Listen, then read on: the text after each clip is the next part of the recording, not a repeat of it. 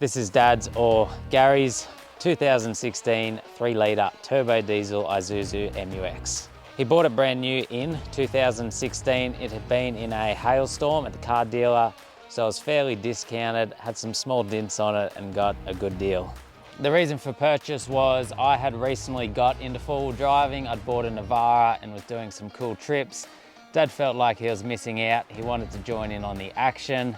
So I got this car, threw some mods at it for four-wheel driving and camping, and then we began some of our awesome adventures. It's taken him all over Australia, from Fraser Island to Tasmania, Victorian high country, across the Simpson Desert out to Central Australia, and just about everywhere in between you can think of.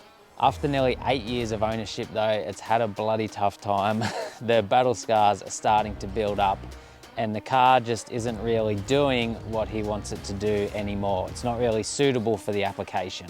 So it's time for an upgrade. In today's episode, we are buying a new four-wheel drive for Dad so he can build his dream four-wheel drive and spend the next 10 years traveling this incredible country, Australia. Proudly supported by Opus Campers, Ultimate 9, Tread, Superior Engineering, GME, and in part by. Let's take a quick look at some of the modifications the MUX does have.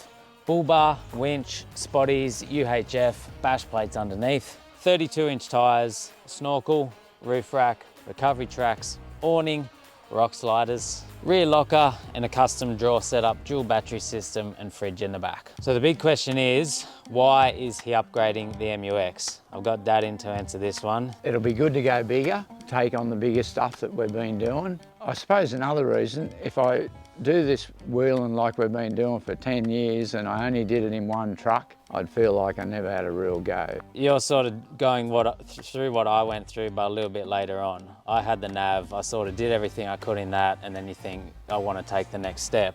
Yeah. And I've taken the next step. We're doing the tracks, you're bringing this, and Dad's just spending half the trip sitting out. You're either skipping the tracks, not coming on the trip, trying to drive the tracks, and either breaking something or spending half the day winching. Yeah. Like, it's not really the suitable car for what you and we are doing now when we're going on our adventures, and I suppose you feel like you're missing out. Yeah, I do, and I feel like I'm only just hanging in there to being asked to come too, because hell, we'll be winching me old man all day. So there's a bit of that in it too. The upgrade that we're looking at getting is going to give you the ability to keep up better on the tracks and have more of a go, a bit more competition between us. For sure, yeah, it'll bring it back to where it was. And the whole thing of building the vehicle too, that's great. You said you're pretty excited to do another build. Oh, for sure, that's going to be great. I suppose the only other thing to say is, why is this car not suitable, not keeping up? It's an IFS car, independent front suspension. It's only got 32-inch tyres. It's only got the rear locker. Look, you could try and put a front locker in it, bigger tyres, but you've already exploded 2 front diffs now, a steering arm. Like, if you drive it hard, they just don't like it. So if you go and put a front lock here, bigger tyres, try and keep up, you're just gonna break more stuff. So that brings us to the upgrade from the MUX. Now there's 4 main components that you wanted it to meet. Solid axle front and rear, automatic gearbox, something comfortable to drive. Like, you don't want something that's rough and noisy and chaos to drive down the highway, and a budget of what, about 20, 25 grand max? Yeah, that 20, 25 grand.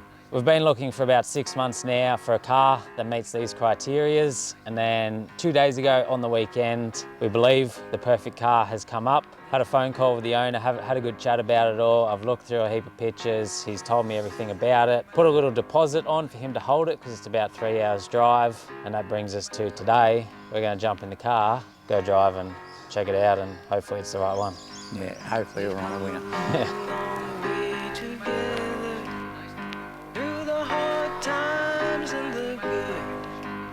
I have to celebrate you, baby. I have to praise you like I should.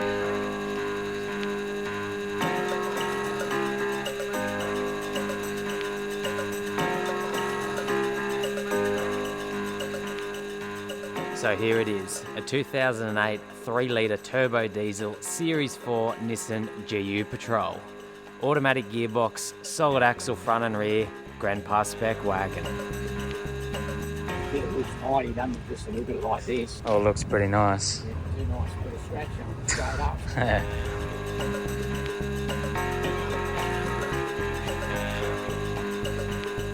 So it is Dave at Blue Flame Automotive. Now we are looking at buying this Patrol off. He advertised it on his Instagram there a couple of days ago, and I sent him a message and said this might be exactly what we are after. So he's just come out, giving us a full rundown of it. What do you reckon, Dad? First impressions? It's looking all pretty good so far. Straight up, everything looks good, feels good.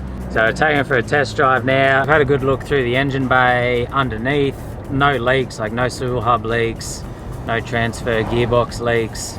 No rust under there, and it hasn't, you know, like sometimes you have to be careful. If people have freshly painted it, they might be covering something up, but nothing under there has been freshly painted. Doesn't look like it's ever been off-road or had any beach work. No rust in the rad support or in the body. Engine startup sounds very nice. So I suppose now we're just seeing response on road, seeing how the gearbox feels in it and drives, you know, checking for any like vibrations in the driveline or weird things going on when you drive it. I've done a basic tune to it just to help pick the auto up a little bit, and it's got a 3-inch exhaust and a catch can. Other than that, it's all pretty dead stock. It's got like a little 2-inch lift in it, just some 33s. Saw a roof rack and awning up there. But yeah, it's all pretty factory and Grandpa spec, which is, and hasn't been flogged off road, which is what you want when you're looking for one of these. Yeah, it's got a good sound feel about it. It doesn't feel like it's slapping in the wind by any means. Sort of wire in here, we check sound system, check the aircon works, which it does, nice cold aircon, sort of check all your buttons, wind down all your windows, make sure your windows work, just sort of check all the gadgets and that on it, just so nothing surprises you after you take it away, if you're going to get them. So what do you reckon? You take it? Yeah, I think we're up and buying. We're at the buying end of the deal now. We're going to make a purchase. New car coming in. New car coming into the sheds at home. We need a new one. And yes, I know it's another bloody Patrol, but I'll get to that later on in this video, explain why we ended up going with another Patrol. Through the hard times and the good, I have to celebrate you, baby. I have to praise you like I should.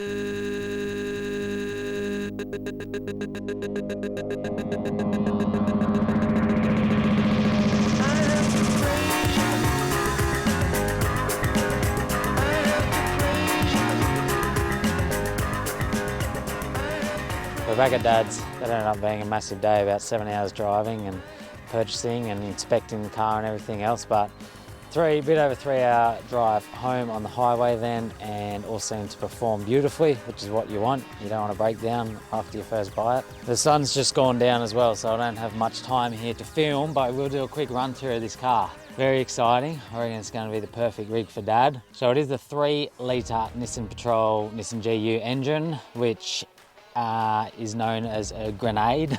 It doesn't really have the best reputation when it comes to engines, but it's mostly from the DI model, the previous one, the direct injection 3-litre. This is the CRD, the common rail diesel, what they brought out after the direct injection one, and the direct injection ones are the ones that always blew up.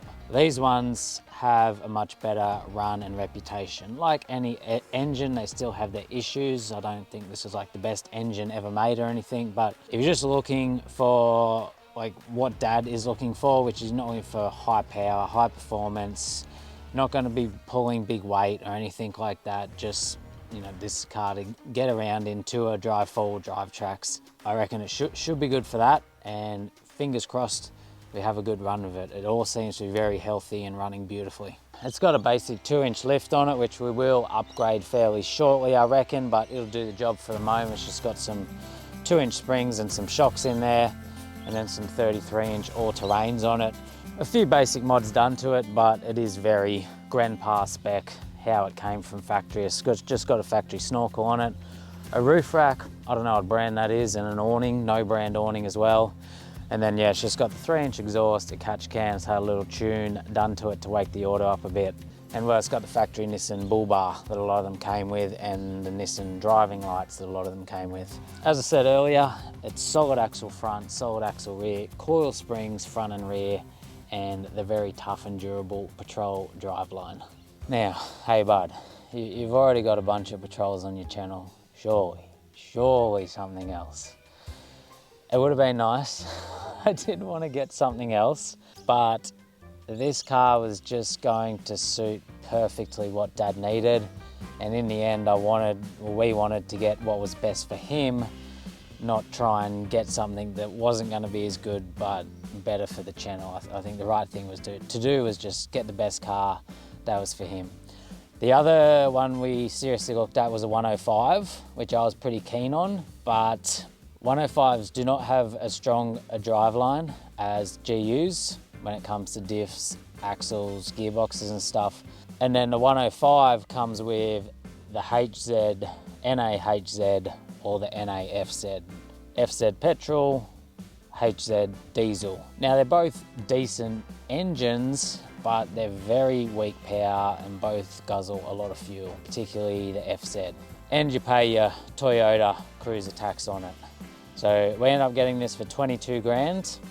You're not gonna get a 105 or an 80. We sort of consider an 80, but you're not gonna get a 105 or an 80 that's as new, as refined, comfy, and as much car as this for that price. Like, you got the 80s and the GQs, but then you're getting into 90s, older four-wheel drives that aren't as comfy as these modern ones and normally require much more work and upkeep to get them reliable and maintain them reliable. And there's things like 70 series, but I'm just trying to think, all 70 series come in, all the V8 70 series come in manual, and the new 2.8 auto as well. He's not going to go buy a $90,000 one of them. Like, that's not in the $20,000 to $25,000 budget. Jeep, coil springs, solid axle, really capable off-road. That was a potential option as well, but generally more money, or if you're paying around that 20, 25 grand, I don't think you're going to have the reliability of something like this. At the end of the day, there's a lot of options out there, but for ease of access, like car to get, parts available, good price, lots of good parts in there to suit what he needs. 3 litre Patrol was just going to be the best. What's happening with the MUX? He's not selling it, it's not completely going. The plan is to still use that on the odd trip here and there, more of our touring trips, but that's sort of a wait and see, because I know what it's like. Once you get into like these more capable, bigger four-wheel drives, it can be hard to go back to those lesser four-wheel drives. But the initial plan is you'll still see it here and there on some of the trips. I know a lot of people loved seeing the MUX on the videos and people will be sad to see it go, and like, I get that, but as we discussed earlier, there's many reasons why it was time for an upgrade, and I think he's going to get a lot of joy and happiness from this vehicle, and it's going to bring him a bloody unreal time, and I think that's going to be really good to see. The next question is, what is the plan for this car? 37s, massive lift, twin lockers, all that stuff? Probably not. The plan is to keep it more of a mild patrol, legal. So we're going to chuck some 33-inch muddies at it, just keep it with a 2-inch lift, but we'll upgrade to some better quality shocks and throw a couple arms in there and that. Get some bar work and a winch. It's got the rear LSD, so probably just going to leave that and chuck a front locker in it. Do like a drawer setup, fridge in the back, like some nice comfy touring mods, radio, chuck a throttle controller at it, and then send it like that. So while it's not an MUX, it's still going to be more a realistic everyday build. He's bought the car for 22. With the modifications, another say 20 grand worth of mods, it might end up between the 40 and 50 grand, and he's gonna have a sick car that can take him all over Australia and conquer some of the tougher tracks. He's not gonna have to worry about getting it engineered or getting defect when he's not running big tires and lifts and anything crazy like that going on. That's the plan, but don't hold me to that like in 2 or 3 years. That's the initial plan, but later on he may want to change that up, throw some 35s on it or whatever. Things may happen, so don't in like 3 years send me this link and be like, hey, you said I was only gonna have 33s, because the plans will change, I'm sure, over time, but that's the initial idea, just to show more like what you can do in the year 2024. Go out, buy like a nice capable four-wheel drive for around the 20 grand, throw some mods on it, and then go have a hell of a bloody good time. And I wouldn't really consider it like a full budget build, but it's not some crazy 100K build either. It's like gonna be a 40 to 50K grand build. So I think that's about everything, Millie. It's Monday night, it's coming up dinner time. We're going away next Monday. So we've only really got this week to try and buy, organise some parts, install them on the car. I've already been on the phone half the afternoon, and try and get this thing built so that he can take it away next week. on a 10-day trip we have coming up. So that's going to be the next episode, about 3 or 4 days to build a patrol into something that can head out bush and tackle some decent tracks and do some camping and stuff in. All right, I'll see you guys in that episode.